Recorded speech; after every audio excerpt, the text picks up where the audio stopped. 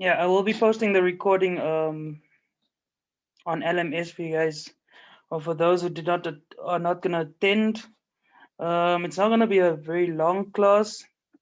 We're just gonna try and continue on the course outline. I think for this group, everyone did their presentations. I think this class isn't that big, so all of you should have done your presentations. And you can probably, I don't know if you guys see your CA marks, but um, I'm still busy uploading the other modules. So hopefully by tomorrow or Wednesday, your first CA will appear. Okay. Anyways, let me quickly just see where we are.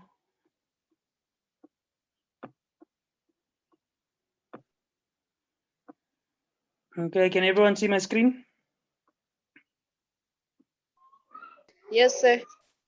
Okay. Okay, so we've pretty much covered this whole part. I think we completed locomotion as well. So we all know what locomotor movements are. We know the sagittal axis and frontal axes. Am I right?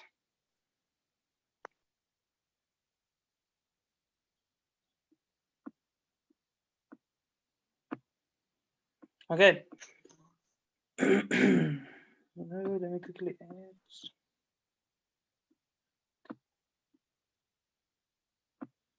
Okay. Anyway, so we're going to continue with jumping on the spot in various ways and then balancing activities depending on if we have time. But I don't think those two will take too long. And as you can see, we after today, we pretty much just left with this part here. So together with the jumping activities, balancing, and then partner activities and games, those those are all going to be a part of the activities that we'll do next week when we see each other face to face. So we'll try and do these activities. Like I mentioned last time, we'll do the activities in class, some of the activities. Okay, then we're pretty much almost done. I hope all of you wrote your test. Um, And then, like I said, there'll be 2 tests, so you can expect another one soon. I will post the date if I didn't post it already. Okay.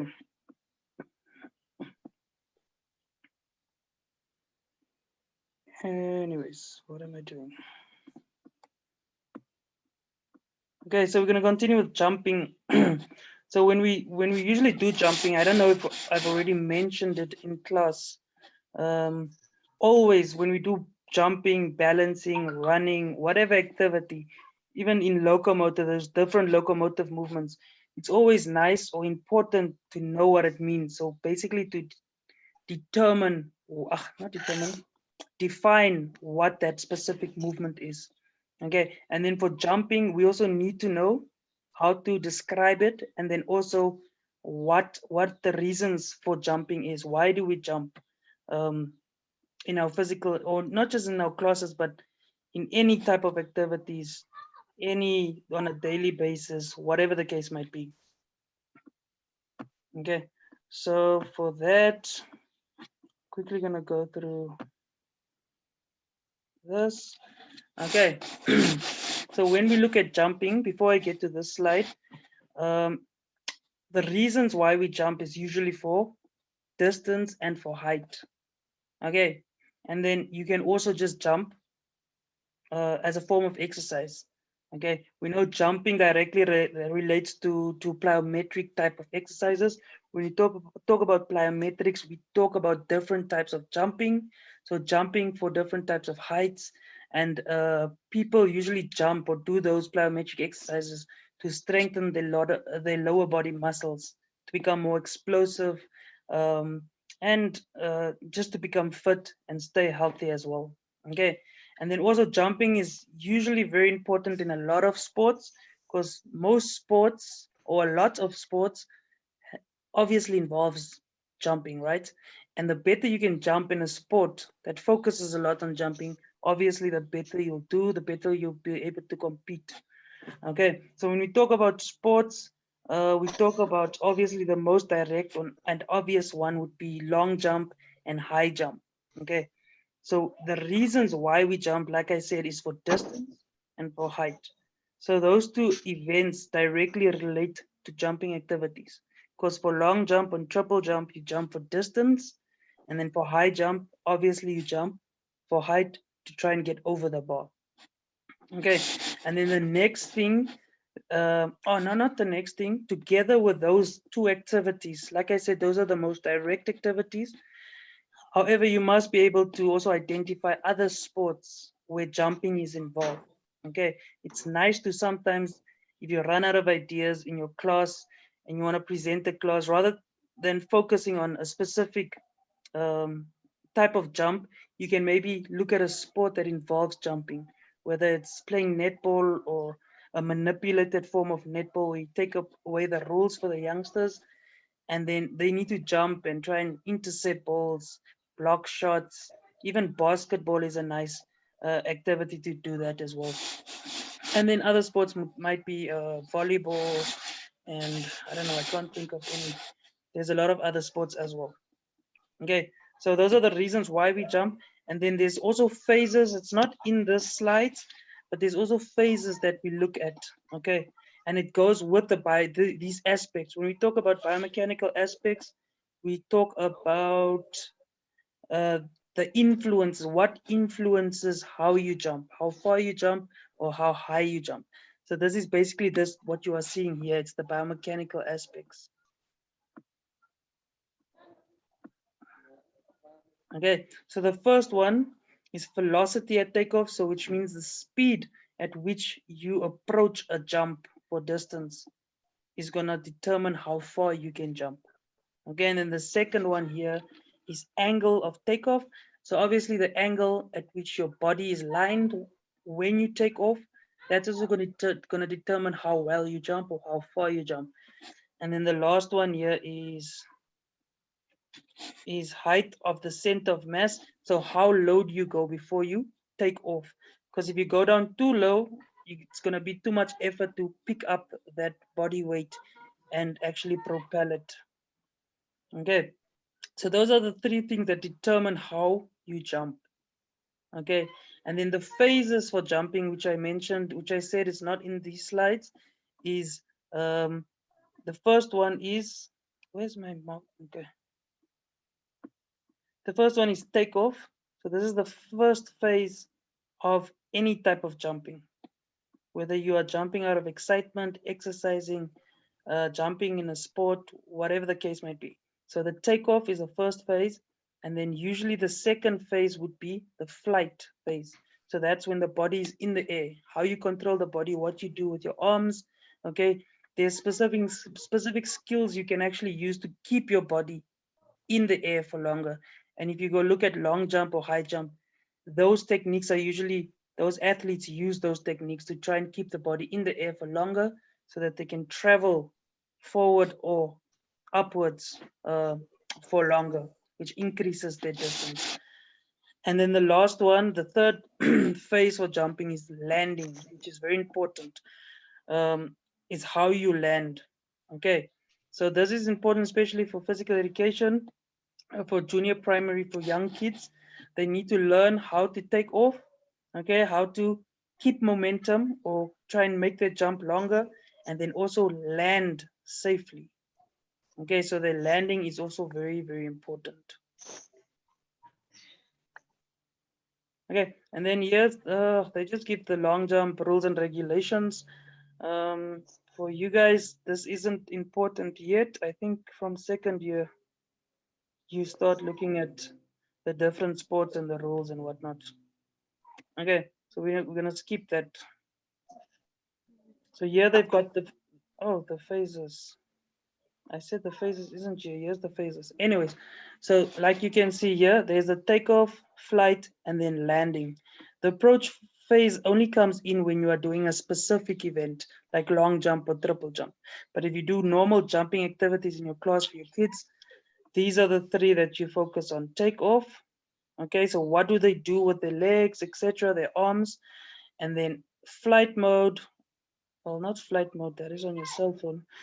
The flight phase, what do you do while you're in the air, and then landing? Usually for youngsters, we focus on landing safely. Okay. And then here's just an example of a long jump, obviously, or a triple jump.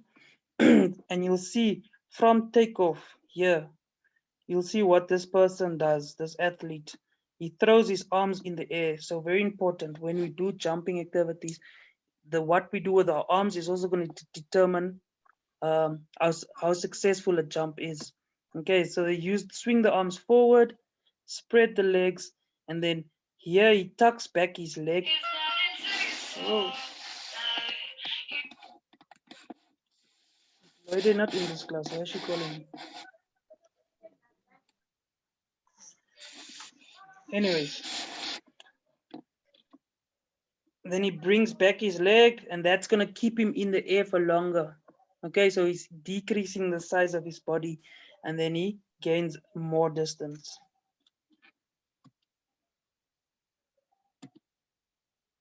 Okay, any questions so far on that?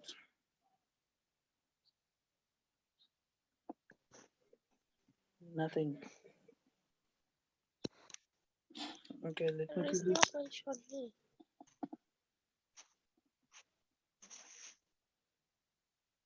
Okay. Anyways, we're gonna continue. If I can just quickly find the other.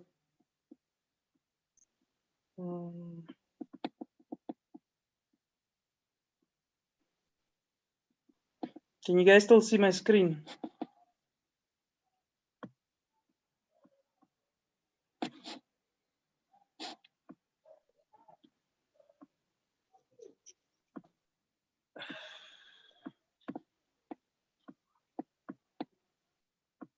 I'm looking, my cursor's, where's my...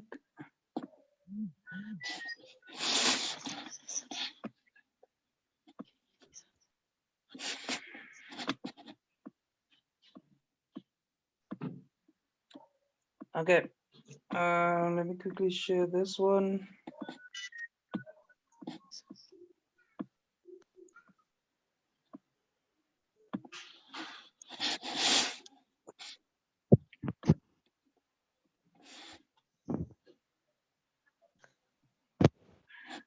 Okay, so then on the slides that I think these slides on your LMS, basically it's jumping on the spot in various ways. So that is pretty much how you introduce jumping. Okay, so some of the things we already mentioned, you need to jump and land with a bounce in your knees. So that's obviously you can see from grade 1. Okay, so that's just the safety on landing.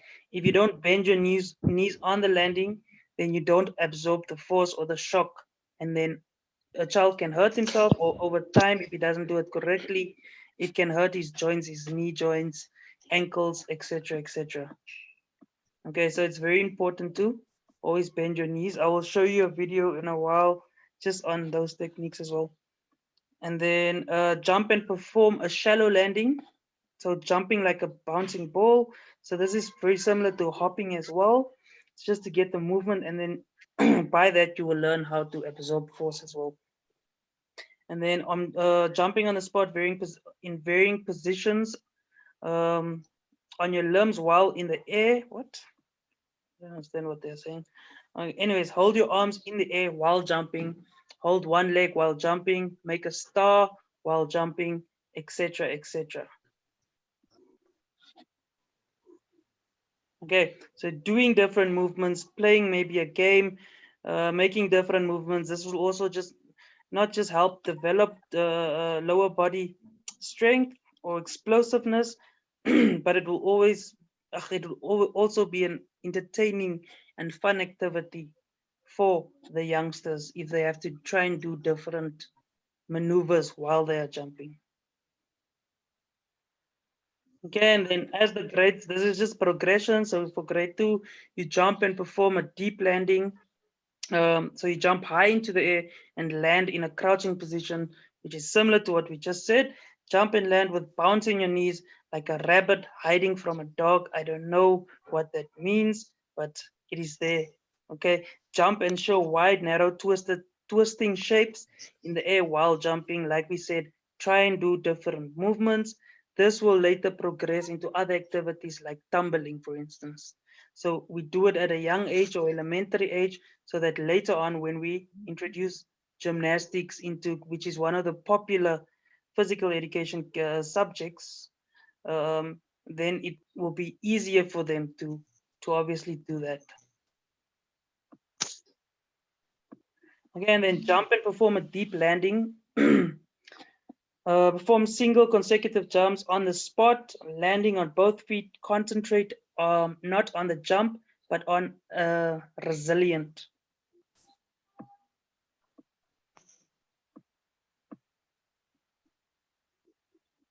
Okay.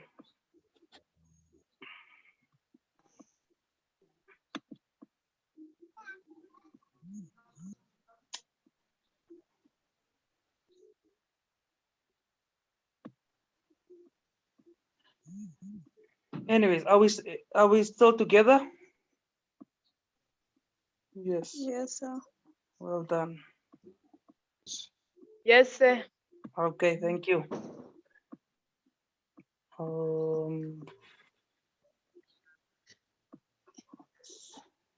Now why can't I show now the videos? What?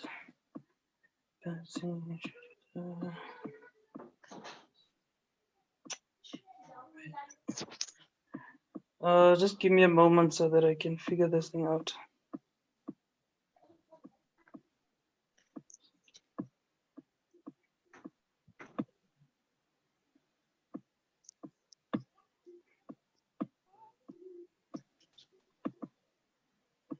Oh. Okay, I hope this won't deplete your data.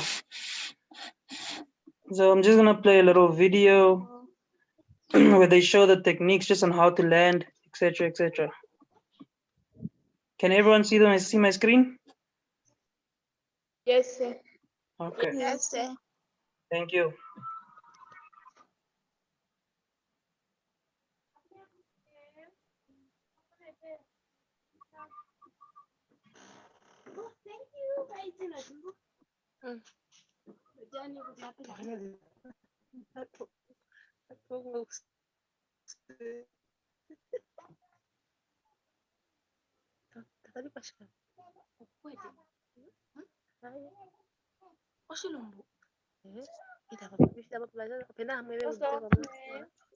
Weekend, yeah.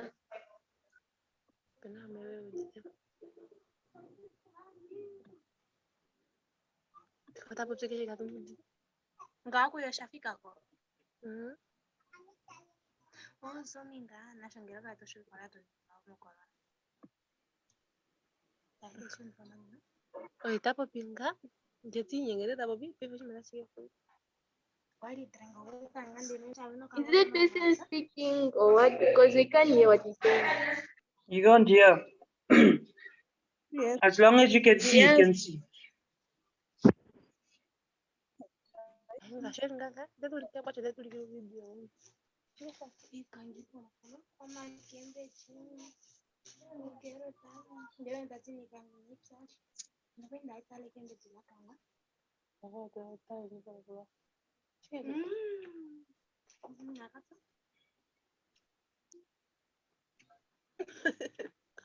Ndo Google ni nayo. Awe ni Google ashe? Ila Google alushi. Kumbe jina lita. Nachekende juli wala.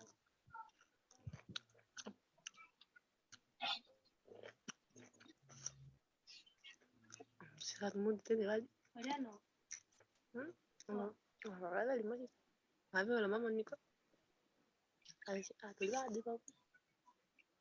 Ndio participant. Wega hotel. Mamo, abi Daud ko shashi. Ma ba ani.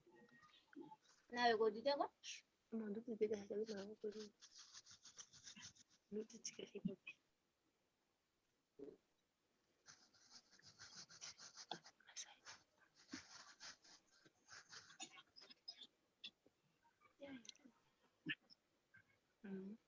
Na wewe pangani.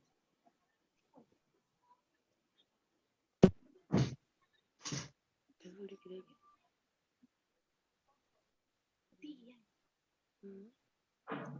fitness.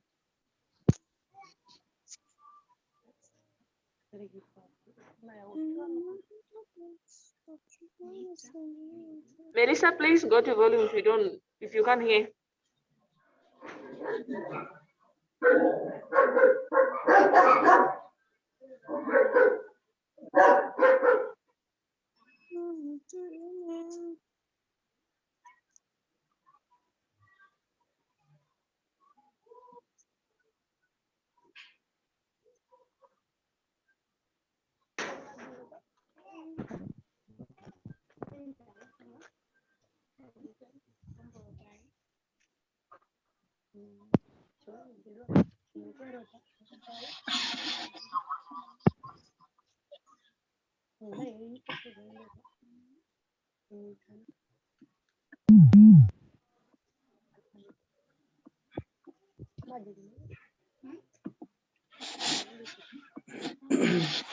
Okay, so pretty much that is a basic demonstration on how you want your learner to jump. Okay, like you saw in that video, a lot of emphasis is placed on your landing. So to bend your knees though at the whole time, every time you land, in order to absorb the force. Okay, and then also what was the other thing that I wanted to say now? Okay, that the video I will also post it together with another video on LMS, so you guys can just go over that, and then hopefully by next week, then I will get you guys to actually demonstrate to me the techniques for jumping safely. Okay, now that is a basic jump that we usually do. It's a 2-footed jump. However, there are other ways that you can also jump. Remember, we covered locomotive movements already, and we know that jumping is part of locomotion.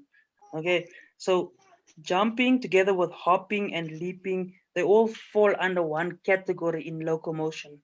Okay, so you've got different ways that you jump. You've got activities that you can do leading up to a jump, like leaping and hopping. Okay, like I said in class, I think I said hopping is usually a nice activity to do prior to introducing how to effectively jump, because then they naturally learn how to absorb force.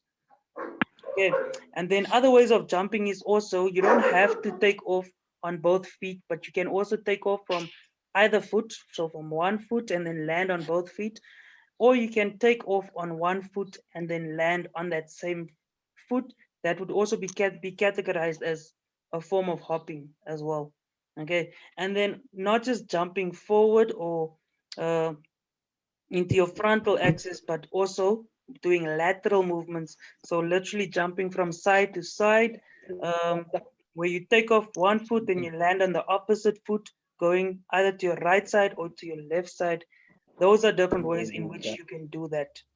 Okay, and then obviously for jumping, there's a lot of games that you can play, activities that you can do that involves hurdles, cones, hula hoops, all these type of things whereby you jump through hoops or over what do you call it, these cones or beams or whatever the case might be. Okay, so for next week we'll be looking at some jumping activities in class, so everyone will be jumping, doing squat jumps, one-legged hops, etc., so that we can just at least get the feel for that going forward. Any questions on jumping?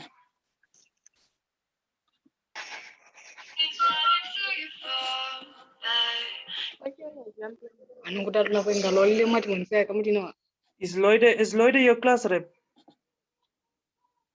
No. No. Oh, No. okay. Let's see if there's a Loida trying to call me. Anyways, if there's no questions, then we'll quickly move on. There's no questions. Well done. No question. Yes.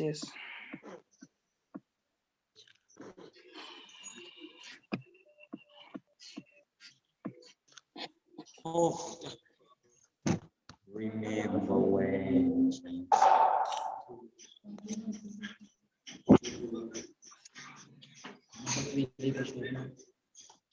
I'm just trying to find the right slide here.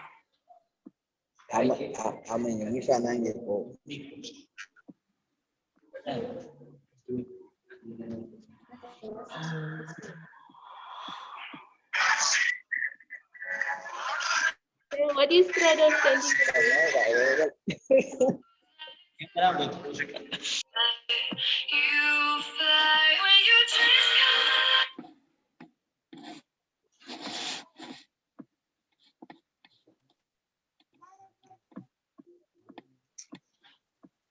Can you guys see my screen? Yes. Yes. Okay.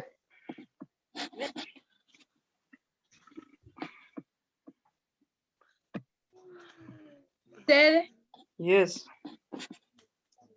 the girl who's telling me that she did not write the quiz because literally she was on senior primary Kama.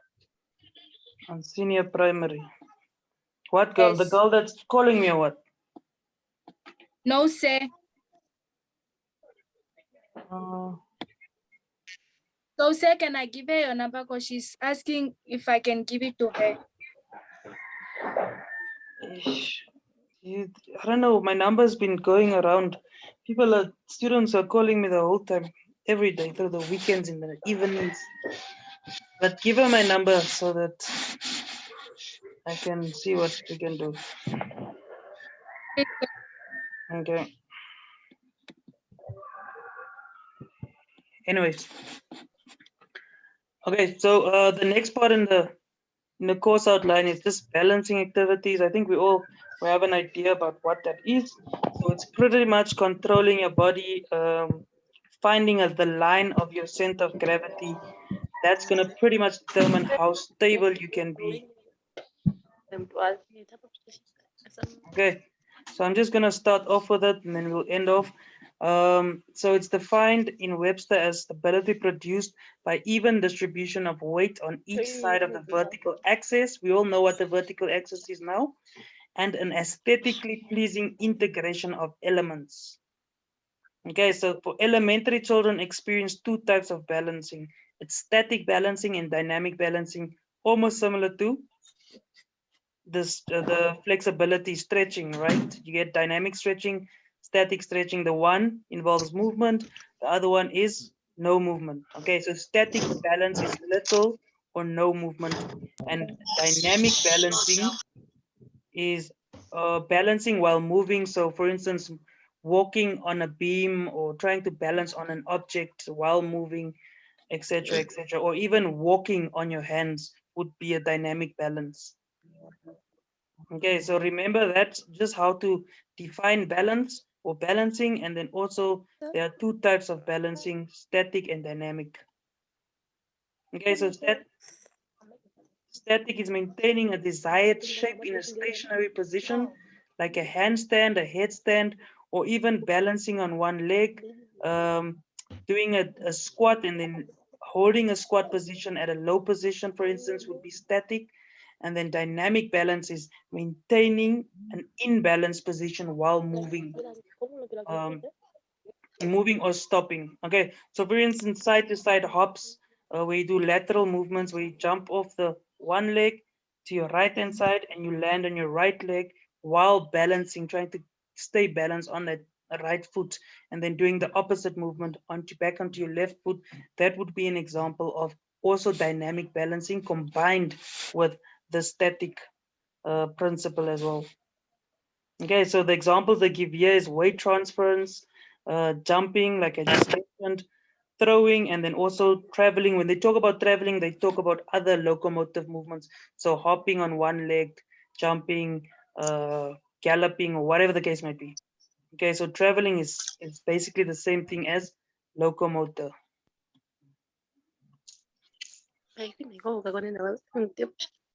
Again, then if we'll just end up with this slide because we only have 2 minutes left. So teaching balance, the learning experience that you need to consider is the easier to balance over wide base of support than a narrow base. Can we just switch off your microphone? Okay, so when you start with youngsters, you'll always start on a big balance or a big base, or literally the floor, and then as a progression, you will move on to objects. So big beams, smaller beams, as you progress, and they become better in their balance or dynamic balance, then you give them obviously harder obstacles to complete. Okay, and then your center of gravity should be aligned over the base of support for stationary balance. So we all know what the center of gravity is. So when you try and balance on one foot, how you move your hips, trying to keep your body above your leg, that is pretty much how you keep your center of gravity, and that obviously directly influence how you I balance. made this goal now. Her name's Ayana. Okay, and then counterbalance requires extensions to one side of the body beyond the base of support with extensions in the opposite direction. So literally using your hands as a form or different, as an additional weight bearing object to keep balance. We all do that where we lift our arms, etc., etc. Okay, I think the session is about to end. So please make sure you go. If you didn't get what I said now, make sure that you go on LMS and go watch it again. Yes, and please